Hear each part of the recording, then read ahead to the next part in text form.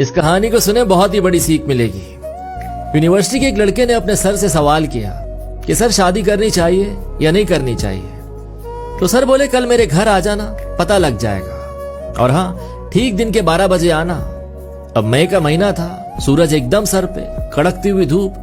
تو یہ سن کر لڑکا بولا سر آپ کا گھر تو 50 کلومیٹر دور ہے، ایک کوشچن کرنے کی اتنی بڑی سزا؟ تو سر اس لڑکے سے بولے بیٹا کل تم میرے گھر آ جاؤ، تمہیں تمہارے سوال کا جواب مل جائے گا۔ خیر لڑکا اگلے دن ٹھیک 12 بجے گرمی میں سڑتا ہوا سر کے گھر پہنچ گیا۔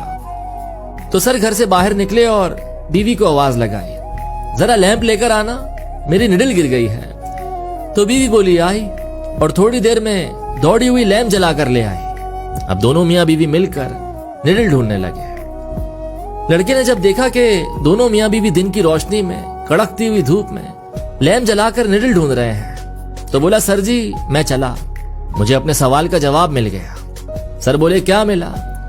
تو بولا آپ دونوں ہی پاگل ہیں۔ تو سر نے مسکرا کر اپنی بیوی کا ہاتھ پکڑا اور بولے بیٹا جب رشتوں میں ایک دوسرے پر اتنا بھروسہ ہونا کہ کراس کوشچن کرنے کی ضرورت نہ کرنی پڑے تب شادی کرنی چاہیے۔ مجھے اس پر پورا بھروسہ تھا کہ بنا سوچے لیمپ جلا کر دوڑی چلی آئے گی۔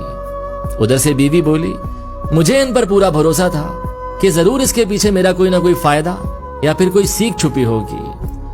تو لڑکا نم آنکھوں سے زور زور سے تالیاں بجانے لگا اور بولا واقعی سر، کسی دوسرے کی بیوی ہوتی تو وہیں کھڑے کھڑے 10 سوال کر لیتی کہ بیوقوف ہو، اندھے ہو گئے ہو، دکھتا نہیں کیا، سورج نکلا ہے۔